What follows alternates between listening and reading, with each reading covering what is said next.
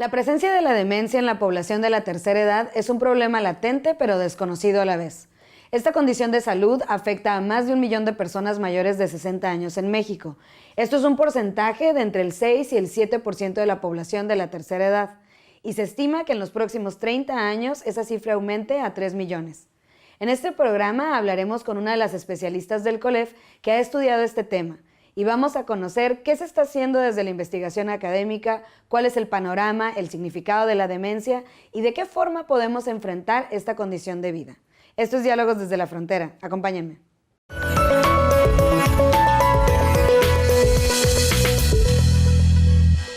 Bienvenidos a Diálogos desde la Frontera.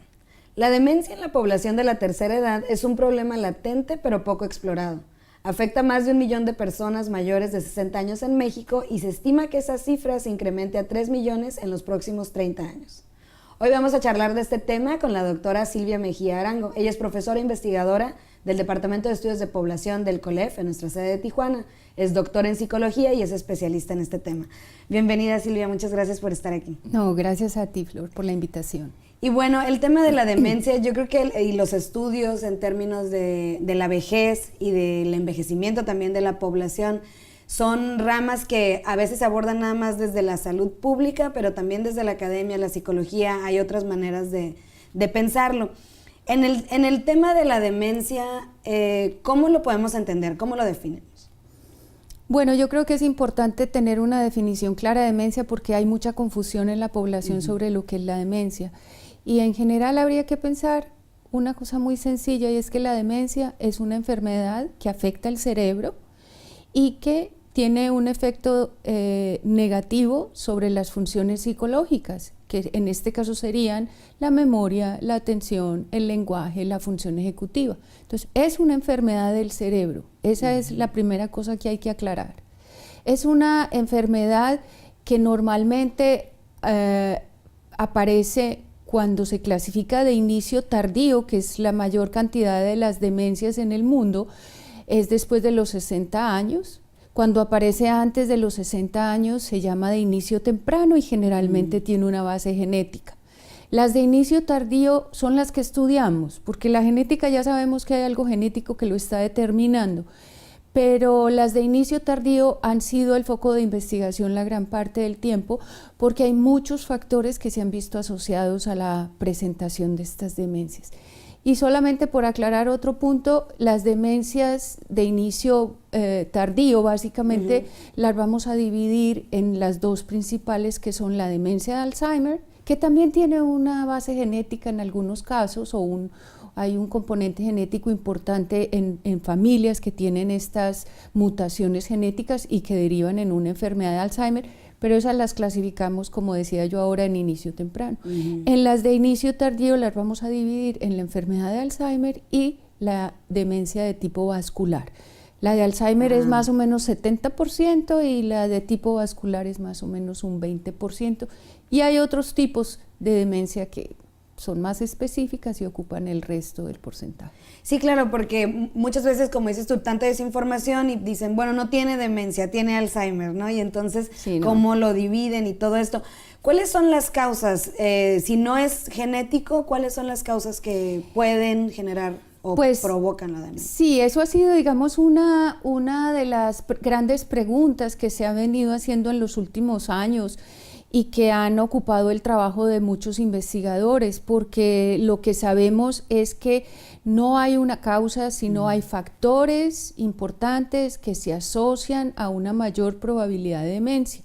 Entonces, ya sabemos, factores como la edad, la genética y la herencia, esos no tienen modificación, esos nos envejecemos, ya heredamos lo que íbamos a heredar, y no es posible que cambiemos ese tipo de condiciones. Sin embargo, hay otras, como las causas que se han asociado a enfermedades médicas, como la diabetes, que podemos profundizar un poco más adelante. Hay factores sociales, económicos. Entonces, cuando uno piensa en las causas de la demencia, nunca va a poder pensar en una sola causa, tiene que pensar en un grupo de causas de causas que se han venido presentando, no cuando nos volvemos viejos, sino que son causas que se han venido añadiendo durante el curso de vida. Entonces, es un análisis muy complejo que nos obliga a hacer el estudio de las demencias. Y en ese sentido, no sé si es una pregunta, o sea, la cuestión de la prevención se complica también, ¿no? O sea, no hay cómo prevenirlo si hay una cuestión genética, o cómo puedes controlar todas las variables como lo explicas, ¿no? O sea, desde lo físico, genético, variables psicológicas, socioeconómicas. Sí, lo que pasa es que yo estoy en este momento en la postura de pensar que es que no entendemos la demencia lo suficientemente bien como para desarrollar un poco de prevención, pero sí hay caminos para la prevención, porque si pensamos que una gran parte de las demencias no son de origen genético y tienen causas de otra naturaleza que se pueden atacar, entonces sí habría una visión más de factores modificables de la demencia. Y México es un país que tiene enorme cantidad de factores que están aportando a la aparición de la demencia, en los que sí podríamos pensar que hay posibilidad de modificación. Entonces, pero repito, no es cuando el viejo está viejo, no es cuando la persona envejece, es desde jóvenes que tenemos que tener conciencia sobre lo que va a ser situaciones que influyen en la demencia.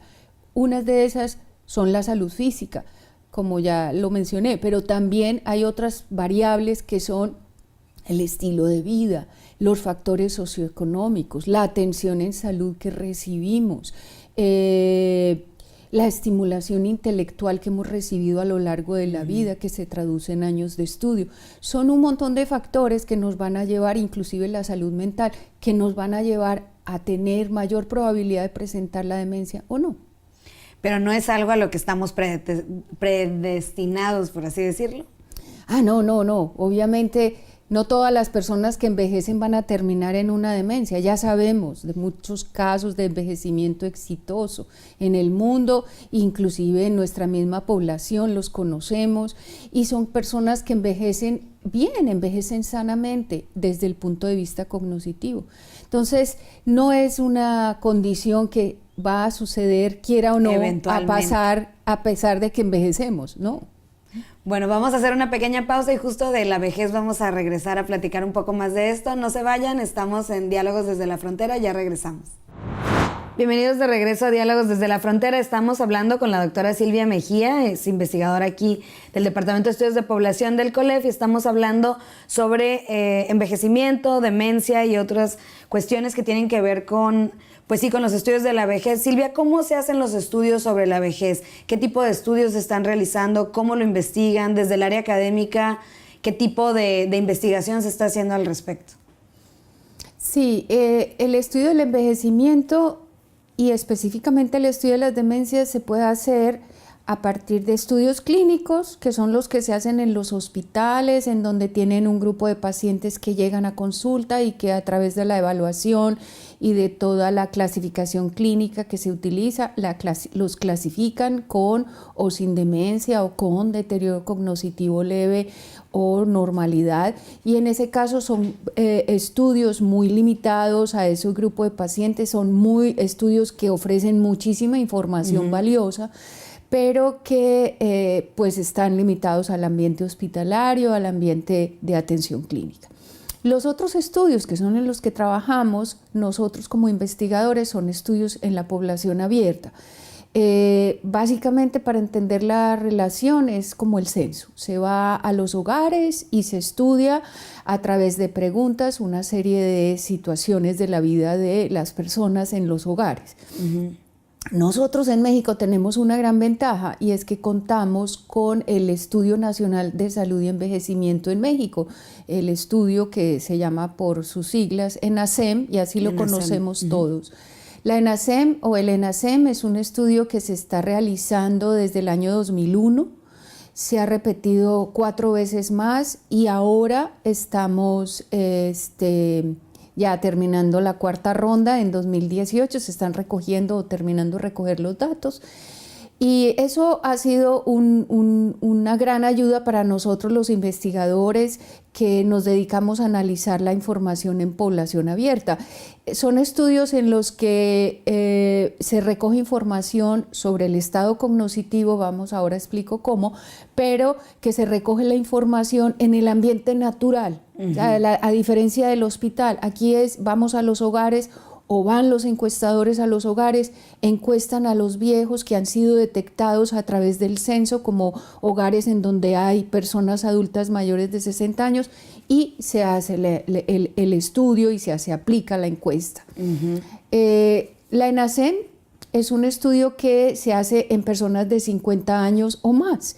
Se hace en 50 años o más porque esos de 50 años van a ir envejeciendo y a lo largo de los años entran a formar parte del grupo de adultos mayores de 60 años. A la vez nos permite ir aumentando el tamaño de la muestra porque también se mueren. Entonces se regresa a los 2 años siguientes o a los 3 años y ya se encuentra que algunos han muerto. A esos que han muerto se les hace las preguntas a un familiar para entender cómo murió, cuándo murió, etcétera, y también se registra esa información que es básica para el análisis de la mortalidad de la población adulta mayor. Entonces, este gran estudio nos ha aportado una cantidad de información, nos ha ayudado a estudiar muchos aspectos de la salud del viejo, y de muchos factores asociados a la salud, factores económicos, factores sociales, familiares, y uno que es el que a mí me interesa y en el que yo he estado trabajando todo el tiempo, es la cognición. Te cuento un poco cómo se hace el estudio de la cognición en el ENASEM. Así como al viejo se le hace una encuesta sobre una serie de situaciones de su vida que acabo de mencionar, llega un punto de la encuesta en el que se aplica una sección para pedirle al viejo que deba contestar una serie de ejercicios cognitivos. Entonces se le da una lista de palabras y se le dice, oiga, esta lista de palabras, ahora quiero que usted la repita, después se le pide que copie un dibujo, en fin, hay una serie de ejercicios que conforman lo que es el cuestionario cognitivo del ENASEM, que nos arroja datos sobre la memoria, la atención, el lenguaje, y con todo eso analizamos y llegamos a resultados sobre el estado cognitivo de la población. La otra gran ventaja que tiene el ENASEM es que tiene un formato, un protocolo muy similar al que se aplica en otras partes del mundo. Hay una cantidad de países en el mundo que también tienen su estudio nacional de salud y envejecimiento. Entonces vemos en la China, en Japón, en Inglaterra, vemos en Sudáfrica, hay estudios que ya en Brasil también se está terminando de hacer otro. En fin, estos estudios todos se llaman estudios hermanos. Y son estudios hermanos en la medida en que comparten una cantidad de información similar. Entonces, yo puedo hacer comparaciones entre cómo está la población mexicana que envejece y cómo está la población inglesa que envejece. Y puedo encontrar semejanzas y diferencias que son un aporte para comprender cómo nuestras condiciones sociales, económicas... Sí, justo te iba a decir, en contextos completamente diferentes, pero encuentran esta similitud. Exactamente. Entonces, todo ese análisis comparativo, que ahora es básico en la investigación, nos lo puede ofrecer el ENASEM comparando con esos otros. Y para el estudio de la cognición ha sido tal el auge de la necesidad de estudiar la cognición a mayor profundidad, que el Instituto Nacional de Salud de los Estados Unidos mandó una iniciativa donde proponía que quienes querían participar se presentaran para hacer un estudio a mayor profundidad de la cognición en estas poblaciones en donde se hacen los estudios hermanos. Entonces, afortunadamente participamos y fuimos seleccionados como un estudio a financiar. Ya terminamos, México, terminamos el estudio se llama MEXCOG, que sería el estudio vinculado al ENASEM, pero específicamente sobre la cognición. Entonces, No tenemos los datos, ya están en la web, igual que los de Nenace. Me olvidaba decir que son públicos, cualquier persona que quiera acceder a ellos es gratis, pero los nuestros ya están, pero nosotros estamos en el proceso de análisis. Obviamente cualquier persona que quiera entrar y analizarlo lo puede hacer, pero nosotros estamos todavía como grupo de trabajo en ese proceso. ¿Y cuáles son algunos de los datos que nos arrojan la NACEM en términos del contexto mexicano? O sea, no sé si, vamos a hablar un poquito más de eso, pero ¿dónde pondrías el énfasis? ¿En la cognición precisamente? Sí, los estudios nos han dado mucha información acerca de cuál es el estado cognitivo de la población. Para 2015 ahora ya sabemos que hay 9% de adultos mayores en México están presentando demencia. Nuestra definición de demencia no es la misma definición de demencia que utilizan en un hospital un grupo de médicos especializados, porque ellos trabajan con el paciente y nosotros trabajamos con los datos. Pero nuestra definición de demencia trata de acercarse mucho a lo que es la definición clínica de demencia para que podamos hacer un comparativo, y en esa medida nuestra definición, que implica que la persona tenga dos de las funciones que he mencionado alteradas y que además dependa en sus actividades de la vida diaria de la ayuda de otros, nos lleva a clasificarlo como persona con demencia. Entonces, en esa medida son más o menos 9% de adultos mayores en la población en 2015 que están presentando este tipo de síntomas. Bueno, vamos a hacer otra pausa y regresamos a seguir hablando de este tema. No se vayan, estamos en Diálogos desde la Frontera. Bienvenidos de regreso a Diálogos desde la Frontera y seguimos hablando sobre el envejecimiento y la demencia. Silvia, ¿cuáles son algunos de los factores? Nos mencionabas en el bloque anterior, el 9% en México, el 9% de la población presenta demencia. ¿Qué significa esto? O sea, en términos también del contexto mexicano, pero también de las características de esta población. Sí, en términos del contexto, hablar de un 9% de demencia en la población es muy alto. Y es muy importante que pensemos que no solamente están envejeciendo las personas con demencia y presentan demencia, sino que están envejeciendo en un ambiente de mucha pobreza y que además están acompañados de otras enfermedades. Entonces las enfermedades crónico-degenerativas, dentro de las cuales está la demencia, están presentes en el viejo con demencia. Puede tener diabetes, puede tener otras enfermedades que agravan el cuadro. Pero lo más importante, y por lo que estudiamos básicamente la demencia, es porque acaban discapacitados. Todos sabemos que acaban requiriendo de ayuda de la familia. En algunos países reciben ayuda del Estado, pero en nuestro caso reciben ayuda básicamente de la familia, lo cual se ha vuelto un poco preocupante si consideramos que la familia se está reduciendo, ha bajado la fecundidad, la mujer se está insertando en el mercado laboral y por lo tanto ya no es algo con lo que contamos ciegamente de que va a haber alguien en las familias que ayude al viejo que se discapacita y presenta demencia. Entonces un poco ese es el contexto.